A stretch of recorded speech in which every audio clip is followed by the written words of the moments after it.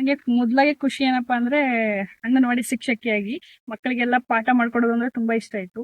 ಹಿಂಗೆ ಅಂತಂದ್ರೆ ನಮ್ಗೆ ಏನ್ ಗೊತ್ತಿಲ್ಲ, ಅಂಗನವಾಡಿಗೆ ಹೋದ್ರೆ ಸಾಕು ಮಕ್ಕಳಿಗೆ ABCD ಹೇಳ್ಕೊಡ್ಬೇಕು, 1 2 ಹೇಳ್ಕೊಡ್ಬೇಕು, ಇಷ್ಟೇ ನಮ್ಮ ಮನ್ಸಲ್ಲಿತ್ತು.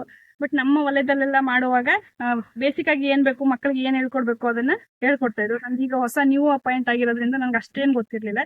ಅದ್ರಲ್ಲಿ ಈಗ ಈ 3 ದಿನದ ಕಾರ್ಯಕ್ರಮದಲ್ಲಿ ತುಂಬಾ ಸ್ವಲ್ಪ ಇನ್ನು ಬೇಸಿಕ್ ಇಂದ ಸ್ವಲ್ಪ ಇಂಪ್ರೂವ್ಮೆಂಟ್ ಅಲ್ಲಿ ತುಂಬಾ ಚೆನ್ನಾಗಿ ಹೇಳ್ಕೊಡ್ತಾ ಇದ್ದಾರೆ. ಫಸ್ಟ್ ದಿನದ ಡ್ಯಾನ್ಸ್ ಸ್ಟೆಪ್ ಗಳಾಗಿರ್ಬೋದು, ಮತ್ತೆ ನಾಟಕ ಮತ್ತೆ ಇದು ವ್ಯಾಯಾಮಗಳು ತುಂಬಾ ಅರ್ಥಪೂರ್ಣವಾಗಿದೆ. ನಾವು ಕಲಿಯಕ್ಕೆ ಈಸಿ ಆಗಿದೆ, ಮತ್ತೆ ಮಕ್ಕಳಿಗೆ ಹೇಳ್ಕೊಡಕ್ಕೂ ತುಂಬಾ ಈಸಿ ಆಗಿದೆ. ಮತ್ತೆ ಅದರಲ್ಲಿ 2 ದಿನ ಯೋಗಾಭ್ಯಾಸವನ್ನ ನಮಗೆ ತರಬೇತಿ ನೀಡಿದ್ರು. ತುಂಬಾ ಯೂಸ್ಫುಲ್ ಆಗಿತ್ತು.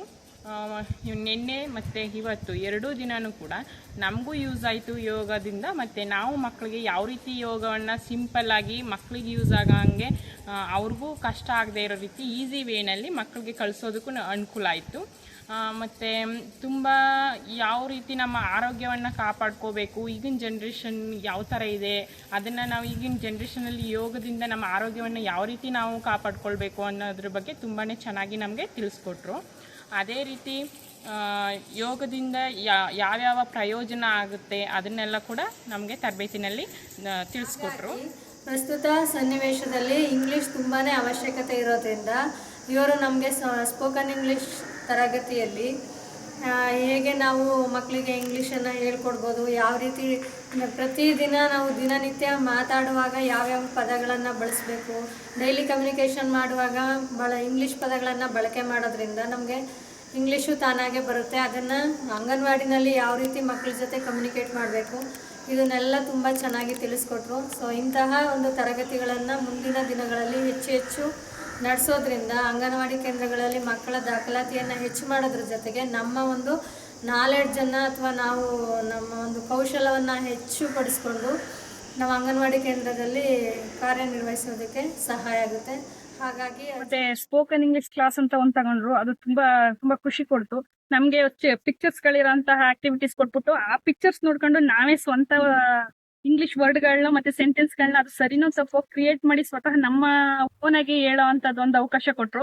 ಆಮೇಲೆ ಅದನ್ನ ತಿದ್ದುಪಡಿ ಮಾಡ್ಕೊಟ್ರು. ಹೇಗೆ ನಾವು ನಮ್ಮ ದಿನನಿತ್ಯದ ಜೀವನದಲ್ಲಿ ಇಂಗ್ಲಿಷ್ ನ ಯಾವ ರೀತಿ ಅಳವಡಿಸ್ಕೊಂಡು ನಾವು ಮಾತಾಡ್ಬೋದು ಅನ್ನೋದನ್ನ ಸ್ವಲ್ಪ ಸಿಂಪಲ್ ಆಗಿ ನಾವು ಕಲ್ತ್ಕೊಂಡಂಗಾಯ್ತು. ಚಿತ್ರಕಲೆ ಅಂತಂದಾಕ್ಷಣ ನಮ್ಮ ಮನಸ್ಸಲ್ಲಿ ಬಂದಿದ್ದು ನಮಗೆ ಚಿತ್ರ ಬಿಡಿಸೋದೇ ಬರಲ್ಲ ಅನ್ನೋ ಒಂದು ಕಾನ್ಸೆಪ್ಟ್ ಇತ್ತು, ಕಷ್ಟ ಅಂತ ಅನ್ನಿಸ್ತಾ ಇತ್ತು. ಮತ್ತು ಚಿತ್ರಕಲೆ ಅಂದಾಕ್ಷಣ ಬರೀ ಬಣ್ಣಗಳಿಂದ ತುಂಬಿಕೊಳ್ಳೋದು ಅಷ್ಟೇ ಅಂತ ಹೇಳ್ತಿದ್ದೆ. ಬಟ್ ಇದನ್ನು ನಾವು ಹೇಗೆ ಅಂದರೆ ತುಂಬ ಸುಲಭವಾಗಿ ಅಂಕೆ ಸಂಖ್ಯೆಗಳಿಂದ ಒಂದು ಸಣ್ಣ ಒಂದು ವೃತ್ತ ಮತ್ತು ತ್ರಿಭುಜ ಮತ್ತು ಚೌಕ ಇದರಿಂದ ನಾವು ಎಂತಹ ಒಂದು ಅದ್ಭುತವಾದ ಚಿತ್ರಗಳನ್ನು ಹೊರ ಹಾಕ್ತೀವಿ. ಎಲ್ಲರಿಗೂ ಅಷ್ಟೇ, ಯಾರು ಬರಲ್ಲ ಅಂತ ಹೇಳ್ತಿದ್ರು ಅಷ್ಟೊಂದು ಎಲ್ಲ ವ್ಯಕ್ತಿಗಳು ಸಹ ನಾವು ಬಹಳ ಈಸಿಯಾಗಿ ನಾವು ಚಿತ್ರಗಳನ್ನ ಬಿಡಿಸ್ತಾ ಹೋದ್ವಿ. ಒಂದು English letter ABCD A to Z ವರೆಗೆ ನಾವು ಯಾವ ರೀತಿ ಚಿತ್ರಗಳನ್ನು ಈಸಿಯಾಗಿ ಬಿಡಿಸ್ಬೋದು. ಮತ್ತು 1 to 3 1 to 10 ವರೆಗೆ 0 to 9 ವರೆಗೆ ನಾವು ಯಾವ ರೀತಿ ಚಿತ್ರಗಳನ್ನು ನಾವು ಬರಿಬೋದು. ಒಂದು ಗೊಂಬೆ ಮಾಡೋದಾಗಲಿ, ಪ್ರಾಣಿಗಳನ್ನು ಮಾಡೋದಾಗಲಿ, ಒಂದು ಫ್ಲವರ್ ಮಾಡೋದಾಗಲಿ, ಈ ರೀತಿ ಒಂದು ವಿನ್ಯಾಸವನ್ನು ಮಾಡೋದಾಗಲಿ ಎಲ್ಲವನ್ನು ನಮಗೆ ಅತೀ ಸರಳವಾಗಿ ಸುಲಭವಾಗಿ ಹೇಳಿಕೊಟ್ರು. ನಾವು ಫಸ್ಟು ಭಯ ಪಡ್ತಾ ಇದ್ವಿ ಚಿತ್ರಕಲೆ ಅಯ್ಯೋ ನಮಗೆ ಬರಲ್ಲ ಅಂತ. ಬಟ್ ಈ ಒಂದು ಅಂಕೆ ಸಂಖ್ಯೆಗಳು ಮತ್ತು ಇಂಗ್ಲೀಷ್ ಅಕ್ಷರಗಳಿಂದ ನಾವು ಬಹಳ ಈಸಿಯಾಗಿ ಚಿತ್ರಕಲೆಯನ್ನು ಕಲ್ತ್ಕೊಂಡ್ವಿ. ಆದರೆ ಇಲ್ಲಿ ಬಂದು ನನಗೆ ಪ್ರಾಣಿಗಳಾಗಲಿ ಪಕ್ಷಿಗಳಾಗಲಿ ಹೂವಿನ ಆಕಾರಗಳನ್ನ ಯಾವ ಥರ ಯೂಸ್ ಮಾಡಿಕೊಂಡು ಡ್ಯಾನ್ಸ್ ಮಾಡೋದು ಹೆಂಗೆ ಅಂತ ಹೇಳ್ಕೊಟ್ಟಿದ್ದಾರೆ. ಸೊ ಅದರಿಂದ ನನಗೆ ತುಂಬ ಖುಷಿಯಾಗಿದೆ. ನೆಕ್ಸ್ಟ್ ಇದರಲ್ಲಿ ನಾನು ಕೆಲವೊಂದು ಮುದ್ರೆಗಳನ್ನ ನಿಮಗೆ ತೋರ್ಸೋಕ್ಕೆ ಇಷ್ಟಪಡ್ತೀನಿ. ಈ ಥರ ಬಂದರೆ ನಮ್ಮ ಕಲ್ತಿರೋ ಪ್ರಕಾರ ಇದನ್ನು ನಾವು ಇಲಿ ಅಂತ ಕನ್ಸಿಡರ್ ಮಾಡ್ತೀವಿ.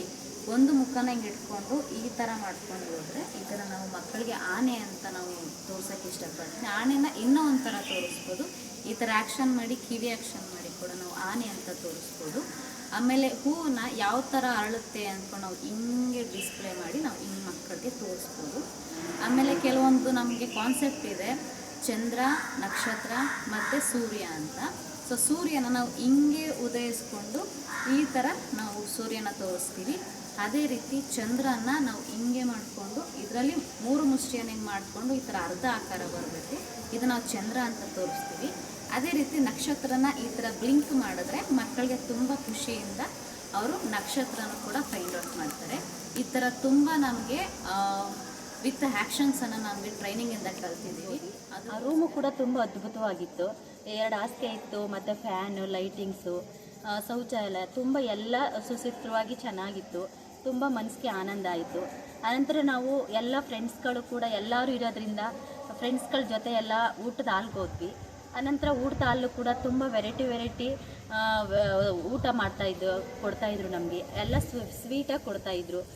ನಾವು ಎಲ್ಲ ಕೂತ್ಕೊಳ್ಳೋಕ್ಕೂ ಕೂಡ ನನಗೆ ತುಂಬ ಕಷ್ಟ ಆಗ್ತಿತ್ತು. ಅದರ ಬೆಂಚಿಂಗ್ ಫೆಸಿಲಿಟಿ ಇತ್ತು ಅಲ್ಲಿ. ಅದರಿಂದ ಅಲ್ಲೂ ಕೂಡ ನಮಗೆ ಏನೂ ಅನ್ನಿಸ್ಲಿಲ್ಲ. ತುಂಬ ಖುಷಿಯಿಂದ ಆನಂದವಾಗಿ ಊಟ ಮಾಡ್ಕೊಂಡು ಹೊಟ್ಟೆ ತುಂಬ ಬರ್ತಾಯಿದ್ವಿ. ಆನಂತರ ನಾವು ಕ್ಲಾಸಸ್ಗೆ ಹೋಗ್ತಾಯಿದ್ವು. ಕ್ಲಾಸಸ್ಸು ಕೂಡ ಅಷ್ಟೇ, ಅಲ್ಲಿ ಬ್ಯೂಟಿಫುಲ್ ಕ್ಲಾಸಸ್. ಹೊರಗಡೆ ಎಲ್ಲ ತುಂಬ ವಾತಾವರಣ ಚೆನ್ನಾಗಿತ್ತು ನಮಗೆ. ಅಲ್ಲಿ ಹೋಗಿ ನಾವು ಕ್ಲಾಸ್ ಕೇಳಬೇಕಾದ್ರೆ ತುಂಬ ಇಂಪಾಗಿ ಅವರು ನಮಗೆ ಮನದಟ್ಟವಾಗಿ ನಮಗೆ ಪಾಠ ಮಾಡ್ತಿದ್ರು. ಎಲ್ಲ ಅರ್ಥಪೂರ್ಣ ಆಯ್ತಿತ್ತು ನಮಗೆ. ನಮಗೆ ಬೇಸಿಕ್ ಆಗಿ ಏನಂದ್ರೆ ಆಲ್ಫಾಬೆಟ್ಸ್ ಮಾತ್ರ ಗೊತ್ತಿತ್ತು. ಕೆಲವೊಂದು ವರ್ಡ್ಸ್ಗಳನ್ನ ಹೇಗೆ ಯೂಸ್ ಮಾಡಬೇಕು, ಮಾತಾಡುವಾಗ ಹೇಗೆ ಇಂಗ್ಲೀಷಲ್ಲಿ ಮಾತಾಡಬೇಕು ಅನ್ನೋದಕ್ಕೆ ಒಂದು ಸ್ವಲ್ಪ ಭಯ ಪಡ್ತಿದ್ವಿ.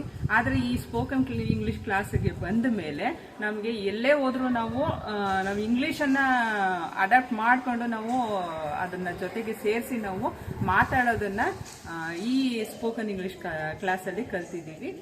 ಆದರೆ ಈ 3 ದಿನಗಳ ವಿಶೇಷ ಏನಿದೆಯಪ್ಪ ಅಂತ ಹೇಳಿದ್ರೆ, ಅದರ ಜೊತೆಗೆ ನಾವು ಮಕ್ಕಳಲ್ಲಿ ಏನೆಲ್ಲ ಮಾಡಿಸ್ಬೋದು, ಈವನ್ ಡ್ಯಾನ್ಸ್ ಆಗಿರ್ಬೋದು, ಅದು ಎಲ್ಲ ದೇಹದ ಬೆಳವಣಿಗೆ ಆಗೋಂಥ ಡ್ಯಾನ್ಸು ಸ್ಟೆಪ್ಗಳು ಹೇಗಿರುತ್ತೆ ಅನ್ನೋದ್ರ ಬಗ್ಗೆ, ಮತ್ತು ಒಬ್ರಿಗೊಬ್ಬರು ಪರಿಚಯ ಯಾವ ಥರ ಮಾಡ್ಕೋಬೋದು ಅನ್ನೋದ್ರ ಬಗ್ಗೆ ನಾವು ಫಸ್ಟ್ ಆಫ್ ಆಲ್ ಹೋಗ್ಬಿಟ್ಟು ನನ್ನ ಹೆಸರು ಇಂಥದ್ದು ಅಂತ ಹೋಗ್ತಿದ್ವಿ. ಆದರೆ ಈ ಒಂದು ಹೊಸತು ಏನು ಕಂಡ್ವಿ ಅಂತ ಹೇಳಿದ್ರೆ, ಒಬ್ಬರು ಮತ್ತೊಬ್ಬರ ಜೊತೆ ಶೇರ್ ಮಾಡಿ ಅವರ ಪರಿಚಯನ ನಮ್ಗೆ ಹೇಳಿ ನಮ್ಮ ಪರಿಚಯನ ಅವ್ರಿಗೆ ಹೇಳೋದು.